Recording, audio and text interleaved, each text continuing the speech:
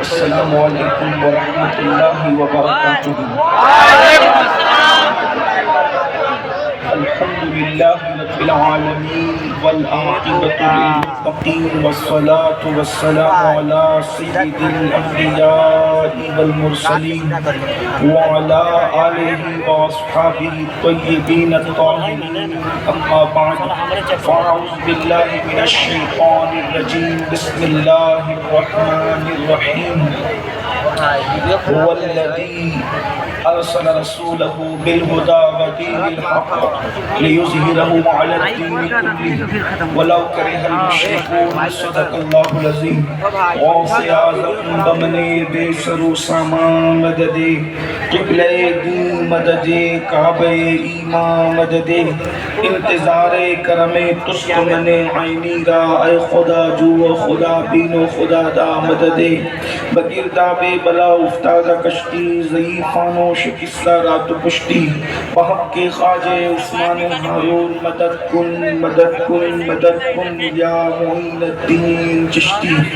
انتہائی احترام و عقیدت کے ساتھ اپنے اور ساری کائنات کے مرکز عقیدت، انیس بے کساں چارہ ساز درد مندہ، ہم غریبوں کے غم گسار، ہم فقیروں کی ثروت، شہر یار ارم، تاجدار حرم، نو بہار شفاعت، شب اسرا کے دولہا، نوشے بزم جنت، دانائے سبل، مولائے کل ختم الرسل، خسرو خوباں، سیاح لامکہ، وجہ کن فکا، در اللہ المکنون، سر اللہ المخزون، عالم ما کانا وما یکون، آب و گل انبیاء، جان و دل اسبیاء، مطلع ہر سعادت، مقطع ہر سیادت، خلاصہ کائنات، فخر موجودات، حضور احمد مجتبی محمد مصطفیٰ، ارواحنا فدا صلی اللہ تعالی علیہ وآلہ وصحبہ وبارک وسلم کی بارگاہ بے کس پناہ میں جس طریقے سے پڑھاؤں بلند آواز سے میرے ساتھ مل کر پڑھیں۔ الصلاة والسلام علیک یا رسول اللہ وعلی آلک واصحابک یا نبی اللہ، الصلاة والسلام علیک یا حبیب اللہ وعلی آلک واصحابک یا نور اللہ، صلی اللہ تعالی علیہ وسلم۔ زمانے میں آئے بہت آنے والے، کوئی تجھ سا آیا نہ او آنے والے، سراجم منیرا لقب پانے والے، چمک تجھ سے پاتے ہیں سب پانے والے، میرا دل بھی چمکا دے چمکانے والے، برستا نہیں دیکھ کر ابر رحمت، بدوں پر بھی برسا دے برسانے والے، مدینے کے خطے خدا تجھ کو رکھے، غریبوں فقیروں کے ٹھہرانے والے، اب آئی شفاعت کی ساتھ اب آئی، ذرا چین لے میرے گھبرانے والے، میں مجرم ہوں آقا مجھے ساتھ لے لو، کہ رستے میں ہے جا بجا تھانے والے، اور رہے گا یوں ہی ان کا چرچا رہے گا، رہے گا یوں ہی ان کا چرچا رہے گا، رہے گا یوں ہی ان کا چرچا رہے گا، بڑے خاک ہو جائے جل جانے والے، اور رضا نفس دشمن ہے دم میں نہ آنا، کہاں تم نے دیکھے ہیں چندرانے والے۔ آج کی یہ محفل میلاد النبی صلی اللہ علیہ وآلہ وسلم کے حوالے سے انعقاد پذیر ہے۔ مجھ سے پیشتر آپ نے ہماری جماعت کے بڑے بڑے علماء، خطبہ، شعراء، دانشوروں کو سماعت کر لیا ہے، اور میرے بعد بھی انشاءاللہ عالم شہرت یافتہ شعراء خطبہ کو آپ سماعت کریں گے۔ میں ہر دو کے درمیان میں بہت مختصر سے وقت کے لیے حاضر ہوں، تھوڑی دیر میں آپ کی خدمت کے لیے حاضر ہوں۔ اللہ پاک کی بارگاہ میں دعا کرتا ہوں کہ رب تبارک و تعالی جس آیہ کریمہ کی تلاوت کی گئی ہے اس کے متعلق مجھے حق کہنے اور آپ سب کو حق سن کر اس پر عمل کرنے اور اسے عام کرنے کی توفیق عطا فرمائے۔ مسلمانوں مسلمانوں کا سب سے بڑا تہوار، عاشقان رسول کا سب سے بڑا تہوار صرف عید نہیں بلکہ عیدوں کی عید ابھی ہمارے درمیان سے گزری ہے۔ ہم اس کو عیدوں کی عید اس لیے کہتے ہیں کہ اگر یہ عید نہ ہوتی تو نہ عید الفطر ہوتی، نہ عید الاضحیٰ ہوتی، نہ عید الجمعہ ہوتی، نہ عید العرفہ ہوتی، کوئی عید نہ ہوتی۔ بلکہ عید تو اپنی جگہ نہ کوئی دن ہوتا، نہ کوئی رات ہوتی، نہ کوئی صبح ہوتی، نہ کوئی شام ہوتی، نہ کسی سے کسی کی ملاقات ہوتی، یہاں تک کہ نہ زمین ہوتے، نہ زمین ہوتی، نہ آسمان ہوتے، نہ ستاروں کی انجمن ہوتی، نہ آسمان کا سائبان ہوتا، نہ زمین کا بچھونا ہوتا، نہ شفق کا جمال ہوتا، نہ افق کی سرخیاں ہوتی، نہ کمریوں کی آواز ہوتی، نہ بھوروں کی گنگناہٹ ہوتی، نہ پھولوں کی تبسم ہوتی، نہ کلیوں کی مسکراہٹ ہوتی، نہ بلکھاتی ندیاں ہوتی، نہ دریاؤں کی روانی ہوتی، نہ سمندروں کی طغیانی ہوتی۔ جو سب کچھ ہے صرف اس لیے ہے کہ وہ جو نہ تھے تو کچھ نہ تھا، وہ جو نہ ہو تو کچھ نہ ہو، وہ جو نہ تھے تو کچھ نہ تھا، وہ جو نہ ہو تو کچھ نہ ہو۔ جان ہے وہ جہان کی، جان ہے تو جہان ہے۔ اس دن ہمارے آقا تشریف لائے اور یہ عیدوں کی عید ہے۔ آپ اندازہ فرمائیں دنیا کے اندر کوئی دن ایسا نہیں ہے جو سب کے لیے خوشیوں کا دن ہو، اس لیے کہ اگر کوئی دن کسی کے لیے خوشی کا ہے تو وہی دن کسی کے لیے غم کا ہے۔ اللہ اکبر، زمانے میں کوئی بھی دن سب کے لیے خوشی کا دن نہیں آتا۔ اللہ اکبر، مثال کے طور پر اگر آپ کہیں گے کہ 15 اگست سب کے لیے خوشی کا دن ہے تو میں کہوں گا نہیں، یہ ہندوستانیوں کے لیے تو خوشی کا دن ہو سکتا ہے کہ ہندوستانیوں کو آزادی ملی، تو انگریزوں کے لیے اتنے دکھ کا دن ہے کہ اتنا بڑا ملک ان کے ہاتھ سے چلا گیا۔ دیکھا ایک ملک کے لوگ خوشی منا رہے ہیں تو دوسرے ملک کے لوگ بے چین اور بے قرار ہو رہے ہیں، وہ غمگین ہو رہے ہیں، ایک ملک کے لیے خوشی کا دوسروں کے لیے غم کا۔ اسی طریقے سے اللہ اکبر، کسی کا انتقال ہوتا ہے، اگر ولی بھی دنیا سے جاتا ہے مریدین رو رہے ہیں اور فرشتے خوشی منا رہے ہیں۔ مریدین اس لیے رو رہے ہیں کہ اللہ اکبر، فرش سے ماتم اٹھے، وہ طیب و طاہر گیا اور عرش پر دھومے مچے، عرش پر دھومے مچے، وہ مومن صالح ملا، فرش سے ماتم اٹھے، وہ طیب و طاہر گیا۔ دیکھ رہے ہیں فرشتے خوش ہو رہے ہیں اور انسان رو رہے ہیں۔ اللہ اکبر، اسی طریقے سے آپ قیاس کر سکتے ہیں، جو دن مزدوروں کے لیے خوشی کا دن ہوگا وہ دن مالداروں کے لیے غم کا دن ہوگا۔ اگر مزدوروں کی بات مان کر کے تنخواہ بڑھا دی گئی ہے تو بولو سیٹھوں کا نقصان ہوگا کہ نہیں ہوگا؟ وہ خوشی منا رہے ہیں، ہم کامیاب ہو گئے، یہ غمگین ہو رہے ہیں، ہماری جیب کٹ رہی ہے۔ اسی طریقے سے آپ دیکھتے چلے جائیں، اللہ اکبر۔ لیکن کائنات میں ایک دن ایسا بھی آتا ہے جو مالداروں کے لیے بھی خوشی کا ہے اور غریبوں کے لیے بھی خوشی کا ہے۔ ایک دن ایسا بھی آتا ہے جو زمین والوں کے لیے بھی خوشی کا ہے اور آسمان والوں کے لیے بھی خوشی کا ہے۔ ایک دن ایسا آتا ہے جو مسلمانوں کے لیے بھی خوشی کا ہے اور غیر مسلموں کے لیے بھی خوشی کا ہے۔ اللہ اکبر، ایک دن ایسا آتا ہے جو فرشیوں کے لیے بھی خوشی کا ہے، عرشیوں کے لیے بھی خوشی کا ہے۔ وہ دن کون سا ہے؟ وہ دن صرف اور صرف میلاد النبی کا دن ہے، مصطفیٰ جان رحمت کی آمد کا دن ہے۔ آپ کہیں گے وہ کیوں؟ میں نے کہا مسلمان اس لیے خوش ہیں کہ ان کو ایمان ملا ہے، لیکن غیر مسلموں کو جینے کا سلیقہ تو ملا ہے، ورنہ جب تک کہ میرے آقا تشریف نہ لائے تھے، اللہ اکبر، جو غیر مسلم ہیں انہیں نہ کھانے کا شعور تھا، نہ پہننے کا شعور تھا، نہ اوڑھنے کا شعور تھا۔ اللہ اکبر، مجھے یہاں پر ایک بات بتانی ہے آپ کو، آپ اس کو محسوس کیجئے گا۔ اللہ اکبر، میلاد النبی آئے، میلاد مصطفیٰ آئی تو سب کے لیے برکت کا دن، سب کے لیے رحمت کا دن۔ اس دن مزدوروں کو حق مل رہا ہے۔ آقا فرماتے ہیں مزدور کا پسینہ سوکھنے سے پہلے اس کو مزدوری دے دی جائے، مزدور کا پسینہ سوکھنے سے پہلے اس کو مزدوری دے دی جائے۔ یہ تو جانوروں کے لیے بھی خوشی کا دن ہے۔ اللہ اکبر، پہلے لوگ جانوروں کو کھانے کے لیے کبھی پیر کاٹ دیتے تھے، کبھی کچھ عضو کاٹ دیتے تھے، زندہ جانور کے عضو کاٹ کاٹ کے کھائے جاتے تھے۔ رحمت للعالمین نے فرمایا اگر حلال جانور کھانا ہی ہے تو اس طرح اس کو اذیت دے کر نہ کھاؤ، بلکہ پہلے گلے کے پاس سے اس کو ذبح کر لو، اور جب اس کا جسم ٹھنڈا ہو جائے پھر اس سے جلد اتارو، اس کے بعد اسے کھایا جائے۔ اللہ اکبر، جس نے جانوروں کے حقوق بتائے، جس نے انسانوں کے حقوق بتائے، جس نے راستے کے حقوق بتائے، جس نے درختوں کے حقوق بتائے, جس نے پتھروں کے حقوق بتائے. اللہ اکبر. جس نے اللہ اکبر شوہر کی چتا پر جلنے والی عورت کے قدموں میں جنت کو سمیٹ کر رکھ دیا اور عورت کا مقام بتایا. الجنت تحت اقدام امہاتکم, جنت تمہاری ماؤں کے قدموں کے نیچے ہے. جب تک حضور تشریف نہ لائے تھے بیواؤں کو چتا پر جلایا جاتا تھا. آمنہ کے لال ایک بیوہ خاتون کی گود میں تشریف لا کر کے دنیا کو بتاتے ہیں, ارے اگر بیوہ منحوس ہوتی تو نبی کی ماں بیوہ کیوں ہوتی؟ نبی کی ماں جیسے خوش نصیبی کوئی ہو سکتا ہے. کسی کا بیٹا کام ہے, کسی کا بیٹا قطب ہے, کسی کا بیٹا عبدال ہے, ارے کسی کا بیٹا کلیم اللہ ہے, کسی کا بیٹا نجی اللہ ہے, کسی کا بیٹا کلیمت اللہ ہے. تنہا آمنہ ہے جس کا بیٹا حبیب اللہ.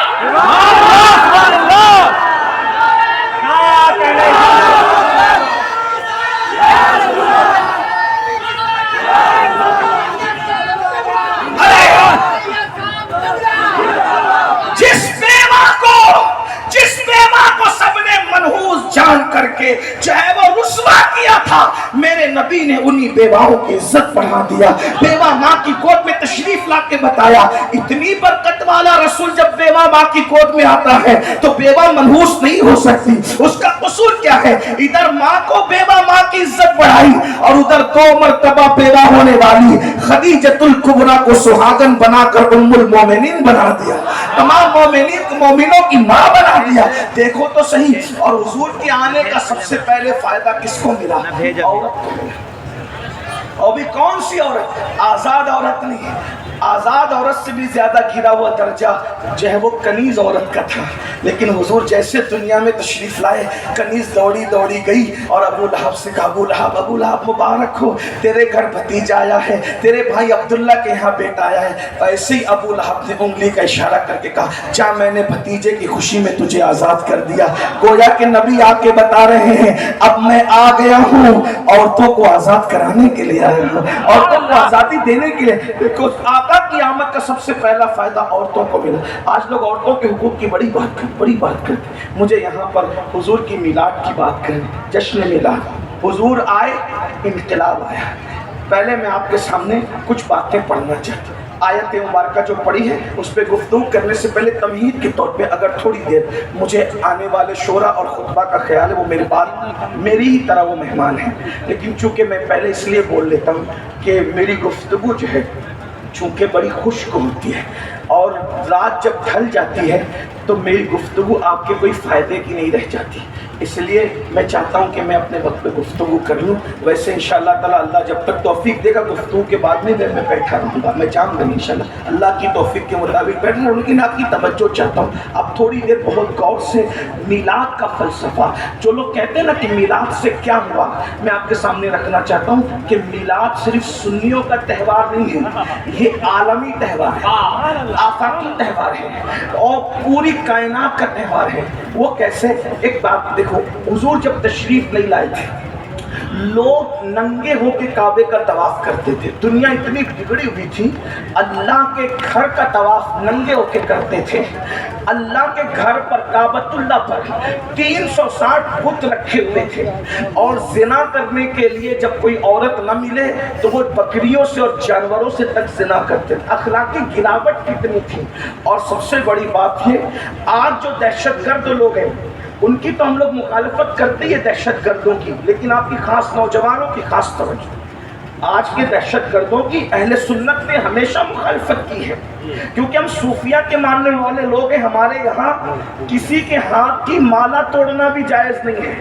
تو جب ہاتھ کی مالا توڑنا بھی جائز نہیں ہے, ارے مالا ٹوٹتی ہے تو موتی بکھرتے ہیں. آپ کی اگر توجہ میری طرف ہے تو ادھر سنیں, یہ بات نہیں کریں توجہ اس طرح. حضور کا ذکر ہو رہا ہے, کوئی کسی کا ذکر نہ کرے, بس اب یار کا ذکر ہوگا بس, اور کسی کا ذکر نہیں. توجہ فرمائیں, مالا ٹوٹتی ہے تو موتی بکھرتے ہیں, لیکن جب سر کسی کا الگ کیا جاتا ہے تو اس کا پورا خاندان بکھرتا ہے نا. تو ہمارے یہاں جب مالا توڑنے کی کسی کے ہاتھ کی اجازت نہیں ہے تو پھر کسی کا سر کاٹنے کی اجازت کیسے کیسے ہو سکتی ہے؟ جس مذہب میں وضو کرتے وقت پانی ضائع کرنے کی اجازت نہیں ہے، جبکہ ہمارے یہاں وضو عبادت ہے، تو جب عبادت کے نام پر پانی ضائع کرنا حرام ہے تو بغیر عبادت کے کسی کے خون کو ضائع کرنے کی اسلام اجازت کیسے دے سکتا ہے؟ ہمارا مذہب امن کا مذہب ہے، شانتی کا مذہب ہے، سکون کا مذہب ہے، دہشت گردی کی ہمارے یہاں اجازت نہیں۔ ہمارے یہاں تو اللہ اکبر اتنا بھی احتیاط ہے، اگر کوئی سو رہا ہو تو اتنی زور سے سلام مت کرو کہ اس کی نیند میں خلل آئے۔ ہمارے یہاں سونے والے کو اس کی نیند کا خیال ہے، نیند کا خیال۔ تو جب لوگوں کی نیند کا خیال ہے تو لوگوں کی زندگی کا کتنا خیال ہوگا، لوگوں کے خاندان کا کتنا خیال ہوگا، لوگوں کی خوشیوں کا کتنا خیال ہوگا، لوگوں کے ارمانوں کا کتنا خیال ہوگا۔ لیکن لوگوں نے دین سمجھا نہیں، اسلام سمجھا نہیں، اسلام کے خلاف بکواس کرتے رہتے۔ لیکن ہماری ذمہ داری ہے کہ ہم اپنی ذمہ داری پوری کریں۔ تو ہم صوفیہ کے ماننے والے دہشت گردی کی اور دہشت گردوں کی مخالفت ہم نے ہمیشہ کی ہے۔ لیکن ایک بات میں آپ کے سامنے رکھنا چاہتا ہوں، رسول اللہ کی آمد کے بعد دنیا میں جتنے بھی دہشت گرد بعد میں پیدا ہوئے وہ لوگ چھوٹے درجے کے دہشت گرد ہیں۔ کیوں؟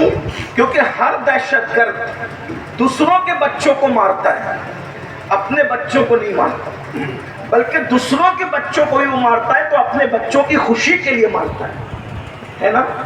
یہی ہے۔ لیکن جب رسول اللہ صلی اللہ علیہ وآلہ وسلم کی میلاد نہیں ہوئی تھی تو اس وقت تو دنیا اتنی بڑی دہشت گرد تھی کہ لوگ اپنی بچیوں کو اپنے ہاتھوں سے زندہ دفن کرتے ہیں۔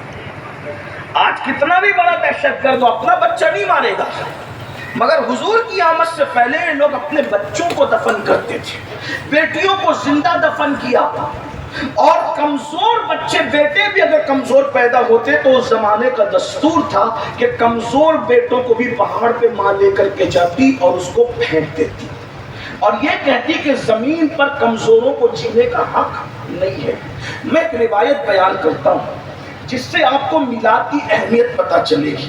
بہت توجہ کے ساتھ میرے الفاظ کے جامع میں ایک روایت سنیں، پھر میلاد کی اہمیت آپ کو پتہ چلے گی کہ میلاد النبی ہے کیا، آمد رسول ہے کیا، میلاد مصطفیٰ صلی اللہ علیہ وآلہ وسلم ہے کیا، اور میلاد سے کس کس کو فائدہ پہنچا، کس طرح پہنچا۔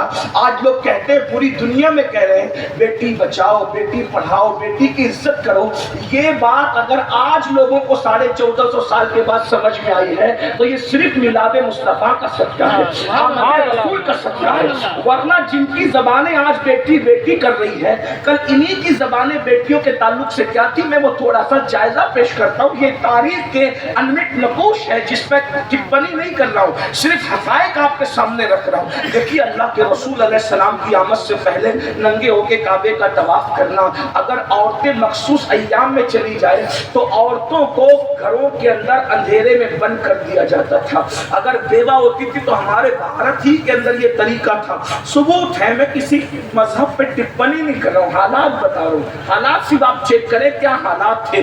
جب کوئی عورت بیوہ ہو جاتی تھی اس کا سر مونڈ دیا جاتا تھا، اس کے بالوں کو مونڈ کر کے اس کو جو ہے کمرے میں قید کر دیا جاتا تھا۔ وہ شادیوں میں نہیں جا سکتی تھی، وہ خوشی کی محفل میں نہیں جا سکتی تھی۔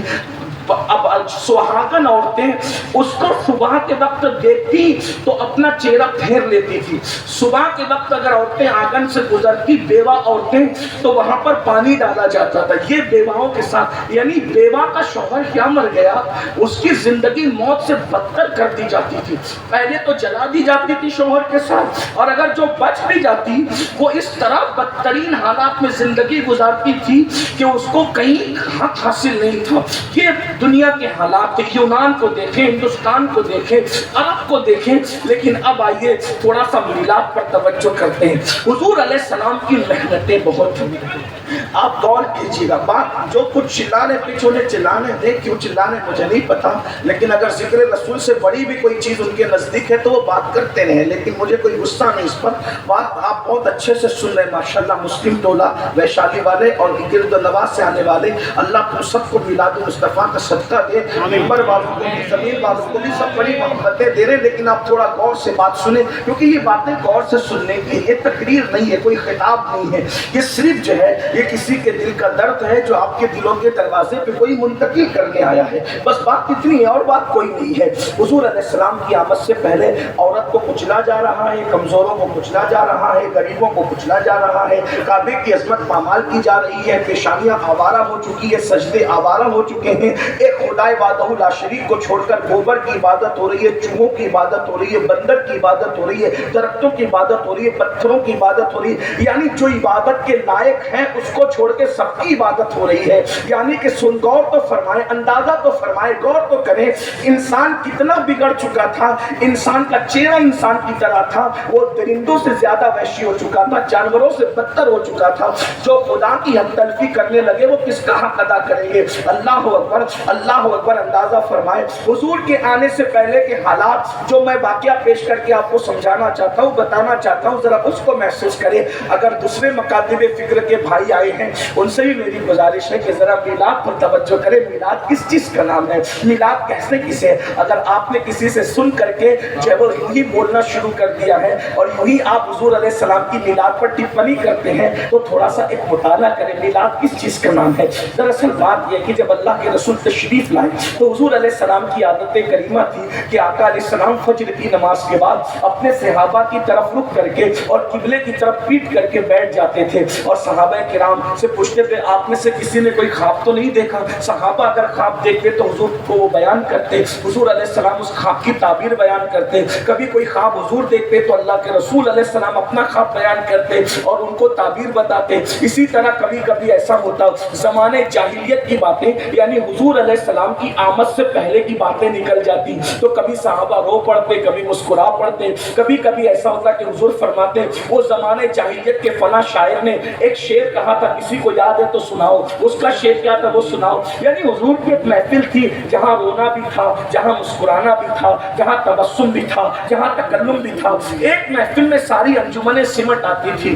اب غور کریں، ایک دن ایسا ہوا فجر کی نماز کے بعد آمینہ کا لال، عبداللہ کا جگر پارا، ہم سب کے آقا و مولا مصطفیٰ کریم رؤوف الرحیم صلی اللہ علیہ وسلم صحابہ کی جھرمٹ میں بیٹھے۔ ذرا تصور میں لائیے، گرد و نواح سے آنے والوں ذرا تصور میں لائیے، جب ان کا ذکر کرتے ہیں تو محفل اتنی اچھی لگتی ہے، اتنا نور برستا ہے، ایسی رحمتوں کی برسات ہوتی ہے۔ جب بذات خود وہ کسی محفل میں جلوگر ہوتے ہوں گے تو اس وقت محفل کا عالم کیا ہوتا ہوگا؟ ایک طرف صدیق باوفا ہے، ایک طرف فاروق ہے، فاروق اعظم ہے، ایک طرف عثمان ذو النورین ہے، ایک طرف حیدر کرار ہے، کہیں سعد ہے، کہیں سعید ہے، کہیں طلحہ ہے، کہیں زبیر ہے، کبھی ابو عبیدہ ہے، کہیں جب عبد الرحمن ابن عوف ہے، کہیں ابو ہریرہ ہے، کہیں خالد ابن ولید ہے۔ غرض کے صحابہ کے جھرمٹ میں آمینہ کا لال جلوگر ہے، آفتاب رسالت، مہتاب رسالت کی جلوگری ہے اور حضور علیہ السلام کے اس محفل میں اچانک زمانہ جاہلیت کا ذکر نکل آتا ہے۔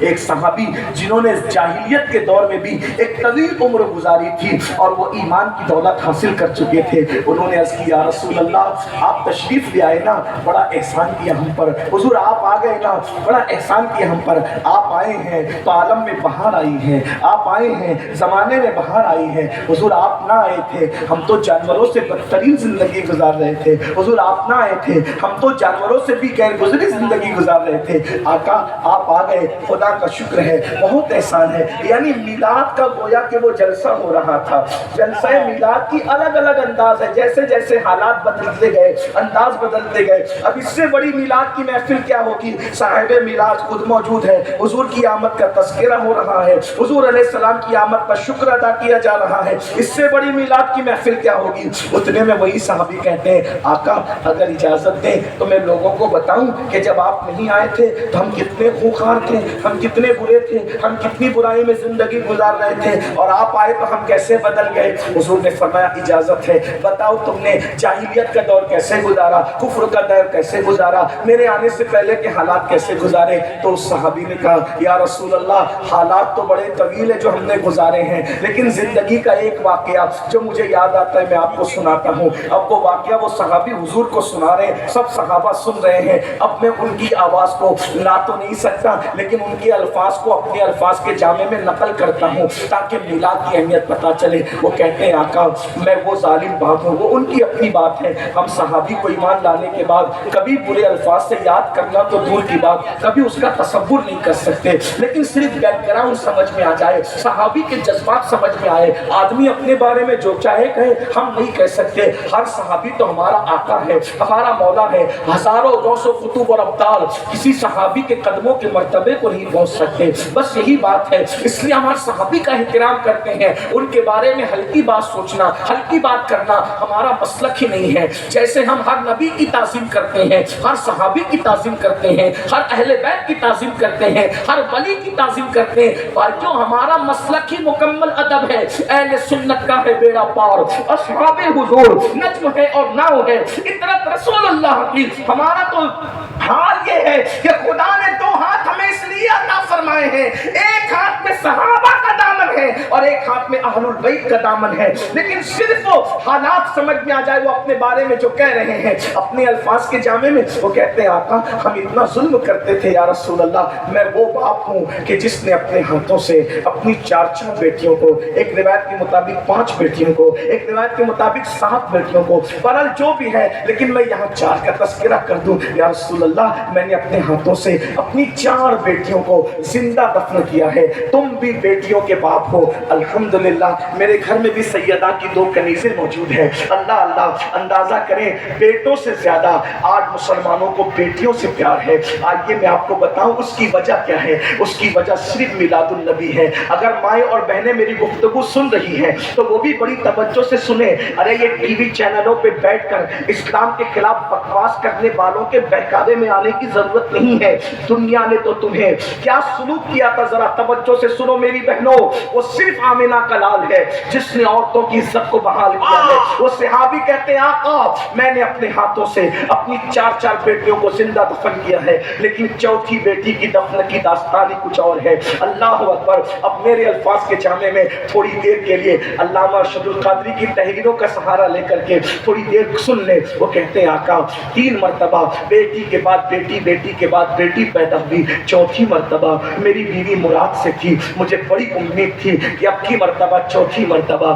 بیٹا ہی پیدا ہوگا، اب کی مرتبہ امید ہوتی ہے، مومن ہو یا کافر، ان پڑھ ہو یا جاہل، علم والا ہو یا بغیر علم والا، امید تو امید ہوتی ہے، اب کی مرتبہ بڑی تمنا تھی، آثار نظر آتے ہیں، اللہ نے خوشی دکھائی ہے، اب کی بار بیٹا ہوگا، میں بہت امید میں تھا، ایسے میں مجھے انتظار تھا کہ میری امیدیں یقین میں تبدیل ہوگی، میرے گھر کے آنگن میں پھول خوشیوں کے پھول مسکرائیں گے، میں اسی انتظار میں تھا، اچانک مجھے بہت مجبوری کے تحت ایک لمبے سفر پہ جانا پڑا، ظاہر سی بات ہے اس دور کا سفر ٹرینوں کا سفر تو نہیں تھا، پلینوں کا سفر تو نہیں تھا، مثال کے طور پہ آج کتنی دنیا سمٹ گئی ہے، میں صبح کو میں کلیر شریف سے چلا ہوں اور شام ہونے سے پہلے میں پٹنہ پہنچ گیا ہوں، اتنی دنیا سمٹ گئی، اگر میں کلیر شریف کا پروگرام کر کے ویشالی آتا تو شاید 1 مہینہ گزر جاتا اور میں پہنچ پاتا، لیکن دنیا سمٹ گئی ہے، تو اس دور میں جو سفر ہوتے تھے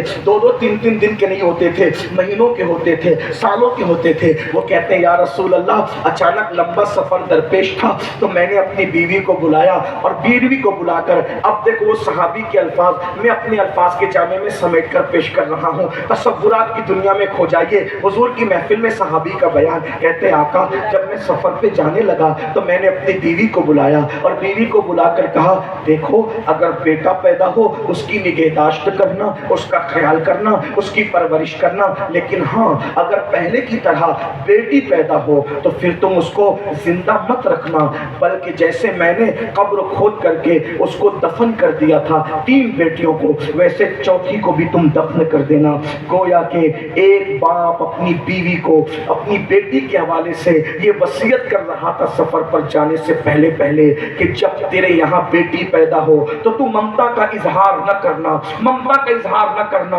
بلکہ ناگن بن کر کے اس کو ڈس لینا، اللہ اکبر، اندازہ فرمائیں بیٹی کا یہ حال تھا، بیٹی کے بارے میں تصورات تھے، اور اس کے بعد پھر میں سفر پہ چلا گیا، اور جب بہت طویل عرصے کے بعد میں سفر سے واپس آیا تو میں نے اپنی بیوی سے سب سے پہلا سوال یہ کیا، بتاؤ جو امانت میں تمہارے پیٹ میں چھوڑ کر کے گیا تھا اس امانت کے بارے میں تم کیا کہتی ہو؟ میری بیوی بیوی نے مجھ سے جھوٹ بولا اور اس نے کہا میرے سرطان مردہ بچی پیدا ہوئی تھی، میں نے پھینک دیا، بات آئی گئی ہو گئی، اب میں اپنی نارمل زندگی گزارنے لگا۔ ایک دن ایسا ہوا یا رسول اللہ، جو گھر آنے کا میرا ٹائم تھا اس کے علاوہ، یعنی اس ٹائم کے علاوہ جلدی سے میں گھر آیا تو میں نے کیا دیکھا کہ میرے گھر کے آنگن میں میری بیوی ایک ننھی سی 4 سال کی بچی کے ساتھ کھیل رہی ہے۔ وہ بچی کی شکل ہو بہو میری طرح تھی، وہ میری ہم شکل تھی اور میری بیوی کو وہ ماں کہہ کہہ کے پکارتی تھی۔ میں نے پہلی مرتبہ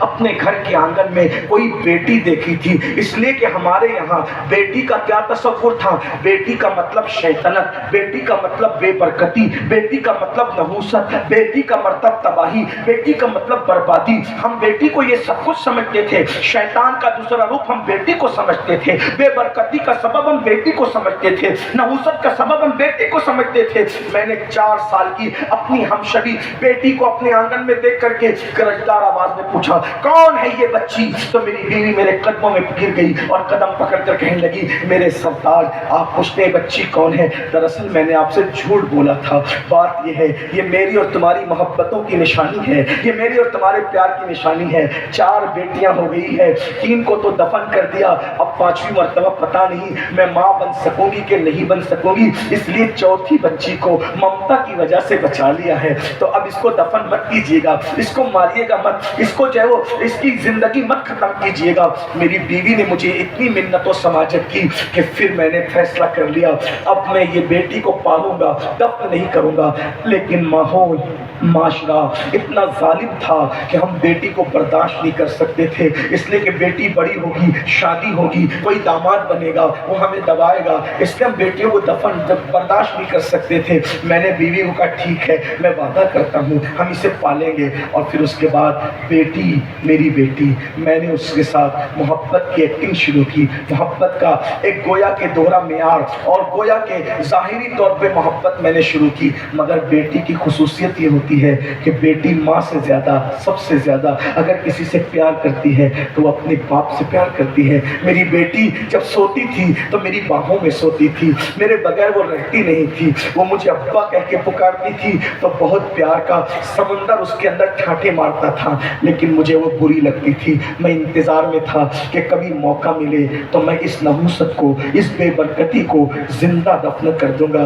ایک دن میں نے میری باہوں میں سونے والی بیٹی کو اپنے باہوں میں لٹایا اور میں انتظار کرنے لگا جب رات گہری ہو جائے، رات تاریک ہو جائے، میں اس نحوست و شیطنت کو دفن کر دوں۔ بس ایسے ہی ہوا، رات تاریک گزر گئی، رات کی سیاہ زلفیں اللہ اکبر جب اس کے گھٹنوں سے نیچے ڈھلکنے لگی، رات کی سیاہ زلفیں اللہ اکبر جب چادر بن کر افق مکہ پر گہرائی کے ساتھ چھا گئی۔ سونے والے سو رہے تھے، نشے میں دھت ہونے والے ہو رہے تھے، پاپ کرنے والے پاپ کر رہے تھے۔ اللہ اکبر اس بتوں کی گندگی اور نحوست سے کعبۃ اللہ شریف کی عظمت کو تار تار کرنے کی کوشش کی گئی تھی، لیکن قدسیان فلک رات کے آخری حصے میں کعبۃ اللہ کے طواف کے لیے نازل ہو رہے تھے، سارے مکے کے دروازے بند تھے۔ اچانک ایک دروازہ اس رات کی گہرائی میں کھلتا ہے اور ایک باپ سونے والی بیٹی کو اپنے ہاتھ میں لے کر کے خاموشی کے ساتھ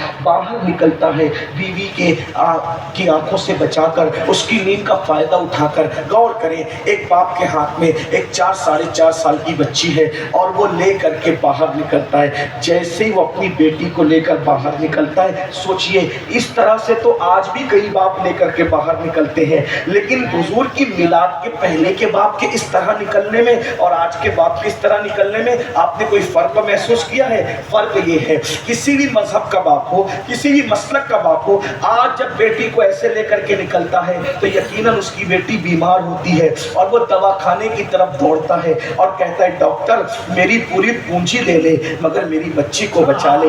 یہ میلاد کے بعد کے جذبات ہے، ہر مسلک کا باپ، ہر مذہب کا باپ۔ اور اس سے پہلے ایک باپ نکل رہے ہاتھ میں بیٹی کو لے کے تو زندہ دفن کرنے کے لیے، اور اس کے بعد وہ باپ کہتا ہے یا رسول اللہ अल्लाह, जब मैं जल्दी जल्दी चलने लगा तो मेरा पैर एक पत्थर से टकराया, मैं जमीन पे गिर गया। जब जमीन पे गिरा हूँ तो मेरी बच्ची दूर गिरी है, मैं गिरा हूँ, लेकिन मैं इस बच्ची की नींद उस ठोकर की वजह से जमीन पे गिरने से खुल गई। मैं उठा, जल्दी से मैंने उठा, संभला, और इससे पहले कि मेरी बीवी को खबर हो और वो दौड़ती हुई आए इस बच्ची को बचा ले, मैंने बच्ची को उठाया तो बच्ची जाग चुकी थी। वो रोकर कहती थी, बाबा तुम्हें कहीं चोट तो नहीं आई?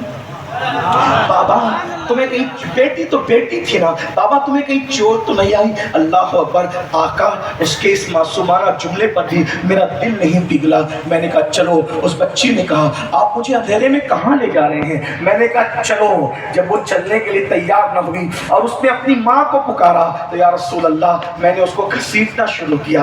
पहले हाथ पकड़ के घसीटा, जब उसने कहा मैं नहीं आऊंगी, अम्मी कहाँ है, अंधेरे में मुझे डर लगता है, बाबा आप मुझे कहाँ ले जा रहे हैं? या रसूल अल्लाह, शैतान मुझ पर इतना गालिब था कि जब हाथ पकड़कर मेरी बेटी मेरे साथ चलने के लिए तैयार न हुई तो उस वक्त तो मैंने उसके बालों को पकड़ा और बालों के जरिए से घसीट करके मैं उसको वहां ले जाने लगा।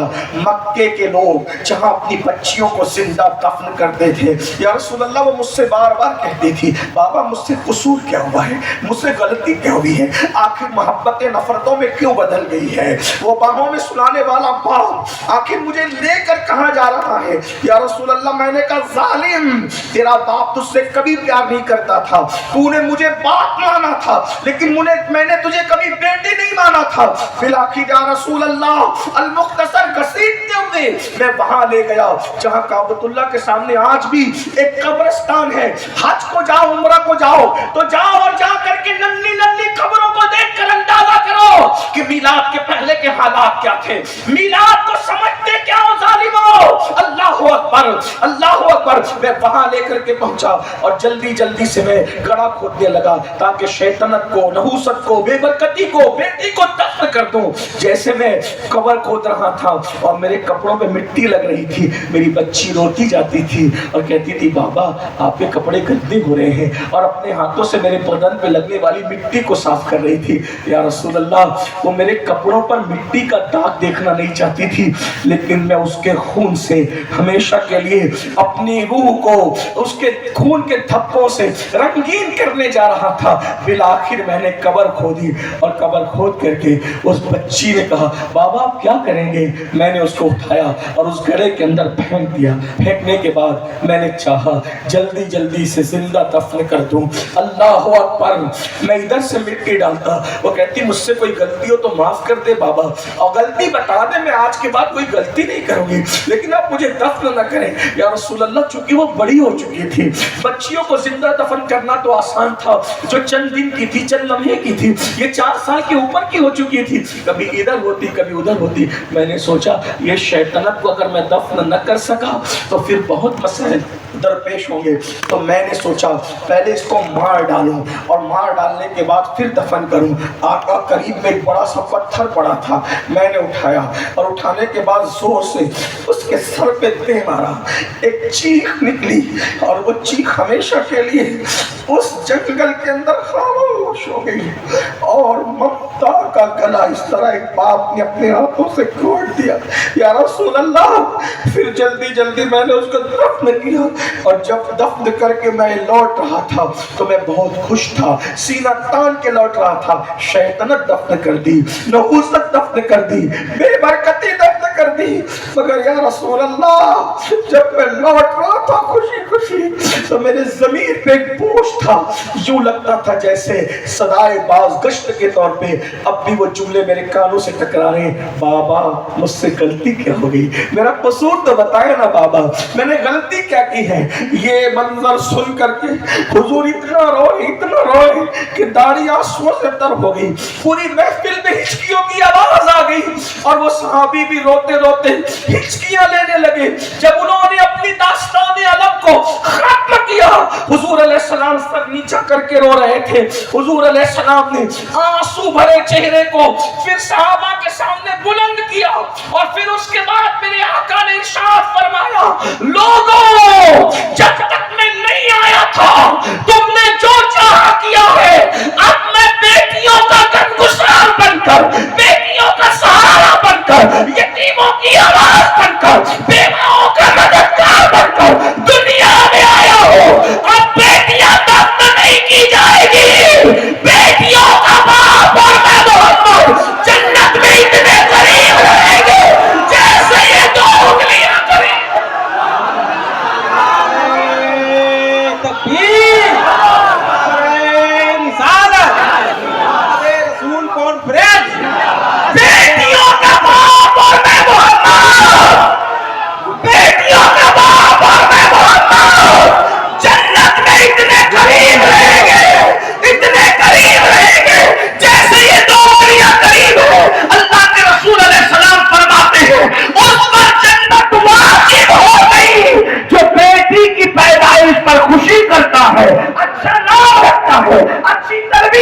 دیتا ہے اور اچھے گھرانے میں اس کی شادی کر دیتا ہے. اللہ اکبر. فرمایا میں محمد بیٹیوں کا باپ بن کر کے آیا ہوں. یہاں تک کہا گیا اللہ اکبر جب کسی کے گھر میں بیٹی پیدا ہوتی ہے تو فرشتے اس کے گھر میں نازل ہوتے ہیں, فرشتے نازل ہوتے ہیں اور چاروں طرف سے اس کو گھیر کے کہتے ہیں اے ننھی جان سے پیدا ہونے والی ننھی جان, جب تک تو اس گھر کے اندر موجود رہے گی ہم بھی تیرے ساتھ ساتھ اس گھر میں موجود رہیں گے.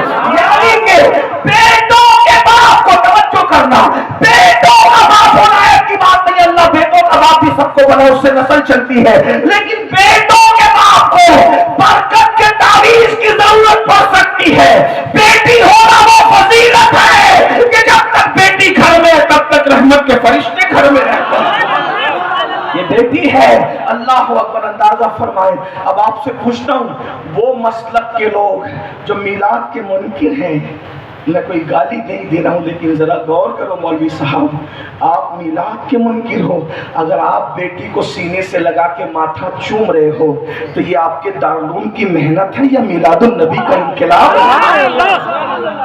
کیا؟ اگر دوسرے کسی مذہب کا انسان, اگر کسی دوسرے مذہب کا انسان اپنی بیٹی کو اپنے سینے سے لگا کر کے, لوگ کہتے ہیں کہ ہم مرد کے لیے کیا کہتے ہیں, ہی کہتے ہیں, اور عورت کے لیے کیا کہتے ہیں, شی کہتے ہیں. اس کا مطلب اسپیلنگ بڑھ گئی نا, مطلب ہم عورتوں کو بڑا ہوا مانتے ہیں. میں نے کہا آپ نے تو زندہ دفن کیا تھا.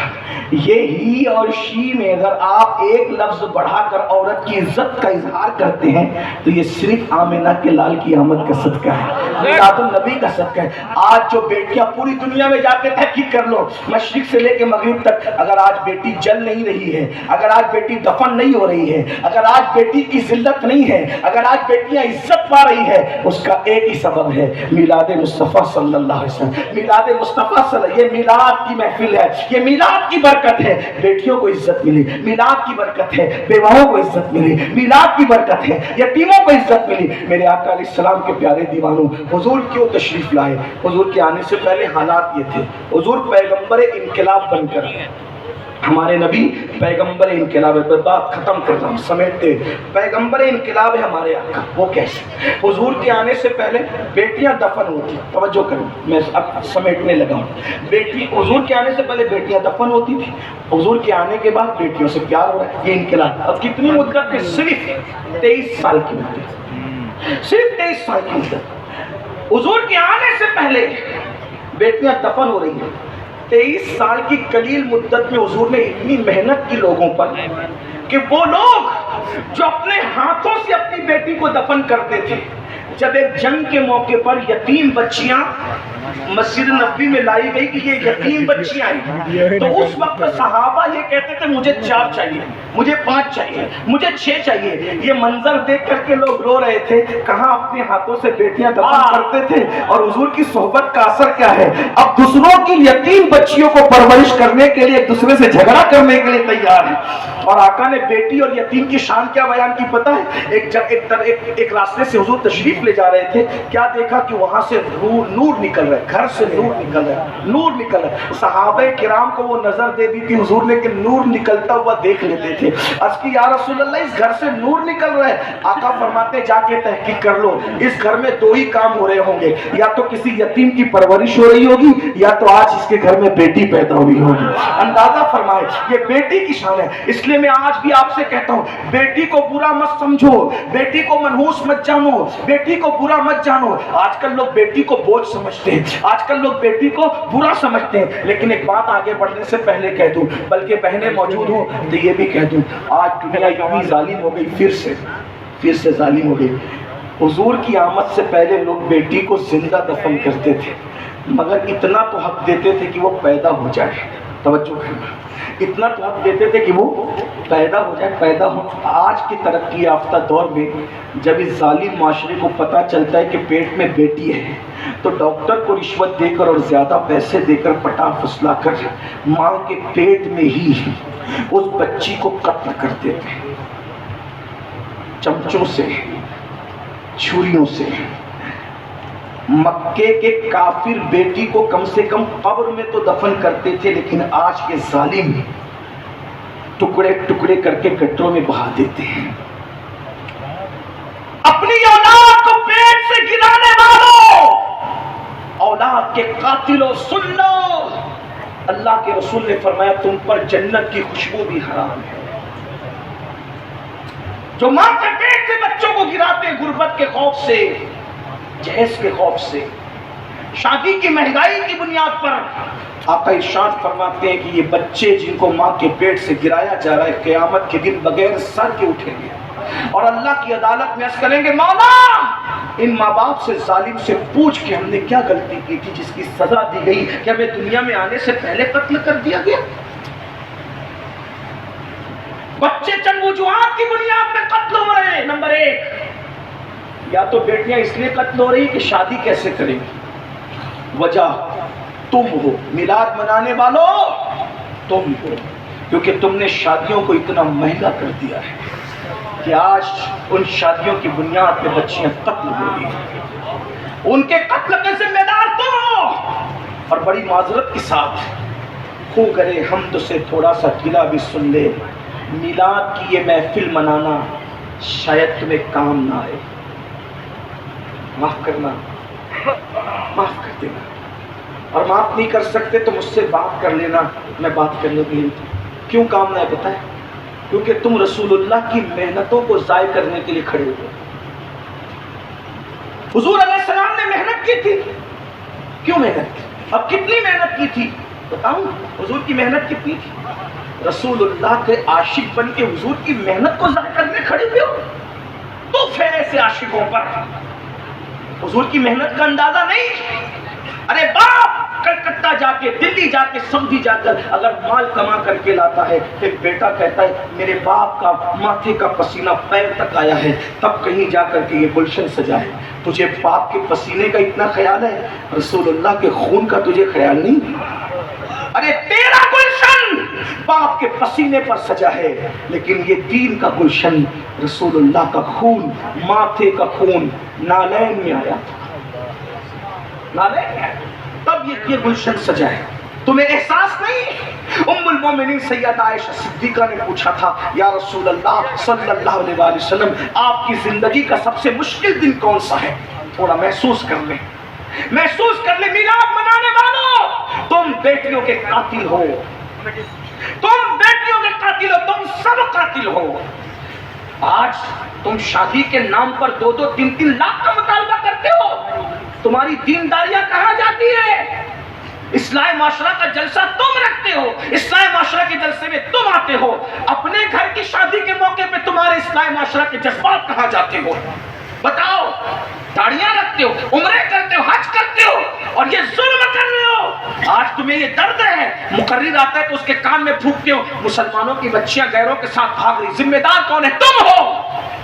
جب تم غریبوں کی بچیوں کے ساتھ شادیاں نہیں کرتے، تم نے اتنا مہنگا کر رکھا ہے. بہار، بنگال، یوپی میں لڑکے والے ظلم کر رہے ہیں، کشمیر میں لڑکی والے ظلم کر رہے ہیں، پورا ملک جل رہا ہے. کوئی ہے ایسا جو یہ سوچ سکے کہ میرے نبی نے بیٹی کی آبرو بچانے کے لیے محنت کتنی کی تھی؟ اس محنت کو 2-3 جملے میں سن لیں، دل پہ نقش کر لیں. ام المومنین سیدہ عائشہ پاک نے پوچھا آقا آپ کی زندگی کا سب سے مشکل ترین دن کون سا ہے؟ پھر خود ہی کہنے لگی، چونکہ حضور سے بہت قریب تھی اور حضور کی بارگاہ میں جس کو کہتے ہیں نا کہ کسی کا اتنا فری ہو جانا کہ انسان منہ لگ جاتا ہے. حضور بہت پیار کرتے تھے ان سے، ان کے بستر پہ قرآن نازل ہوتا تھا. وہ جو چاہتی تھی سوال کر لیتی تھی تو کہتی تھی سب سے مشکل دن آپ کی زندگی کا کون سا تھا؟ پھر خود ہی اسٹیٹمنٹ دے دیا احد کا دن مشکل تھا نا آپ کے لیے، جس دن آپ کے دندان شہید ہو گئے تھے، گھوڑے سے آپ کو زمین پہ ڈال دیا گیا تھا، گھٹنے پھٹ گئے تھے، پورا جسم لہو لہان تھا. حضور خود نہیں چلتے تھے، صحابہ اٹھا کر کے پہاڑ پہ لے گئے تھے، پورے جسم سے لہو رس رہا تھا. آپ کے زندگی کا سب سے مشکل دن احد کا دن تھا نا آقا؟ حضور نے فرمایا نہیں، 70 صحابہ شہید ہوئے تھے احد کے دن، وہ مشکل دن نہیں تھا. امیر حمزہ کا کلیجہ چبایا گیا تھا. میری زندگی کا وہ مشکل دن اتنا مشکل تھا لیکن سب سے مشکل نہیں تھا. امیر حمزہ کی ناک، کان، ہونٹ، انگلیاں کاٹ کر رسی میں پرو کر ہار بنا کر پہننے والوں نے گلے میں پہنا تھا، بازو میں باندھنے والوں نے بازو میں باندھا تھا، پازیب کی شکل میں پیر میں ڈالے گئے تھے، کلیجہ چبایا گیا تھا. اس دن حضرت حنظلہ پہلی رات کا دولہ شہید ہوا تھا، 70 صحابہ کی لاشیں پڑی تھی. سرکار کہتے ہیں مشکل تو تھا عائشہ، لیکن سب سے مشکل دن میری زندگی کا وہ نہیں تھا. یہ پوچھا حضور کون سا تھا؟ تو میرے آقا نے فرمایا طائف کا دن میری زندگی کا سب سے مشکل ترین دن تھا عائشہ. عرض کی حضور اس کا کیا داستان ہے؟ فرمایا عائشہ جب مکے والوں نے میری بات نہیں سنی تو میں طائف گیا، 15 دن 1 مہینہ یا 40 دن تک، 3 روایتیں ملتی ہیں، میں وہاں رہا. میں نے وہاں کے لوگوں کو سمجھایا، انہوں نے نہیں مانا، بلکہ انہوں نے گالیاں دی، پیٹھ کے پیچھے چھوکرے لگا دیے. وہ چلاتے تھے پاگل پاگل پاگل، اور آگے 2 قطار لگا کر کے کھڑے تھے، ان کے ہاتھوں میں پتھر تھے. میں جیسے ہی گزرتا تو مجھ پہ پتھر برسا. آج ہم لوگ جب تقریر کرنے جاتے ہیں، نعت پڑھنے جاتے ہیں، دین کی خدمت کرنے جاتے ہیں، تو یہ احساس پڑ پاتا ہے غلاموں کے لیے پھول برس رہے، بلکہ غلام بھی نہیں ٹھہرے، غلام در غلام در غلام در غلام، بلکہ ان کے در کے سگانے بے ہنر، ان پہ پھول برس رہے، نذرانے دیے جا رہے، اچھے سے اچھا کھانا کھلایا جا رہا ہے. اور اس کے بعد جب نکلتے تو ہاتھ جوڑ کے میزبان کہتا ہے حضرت کوئی غلطی ہو تو معاف کر دے.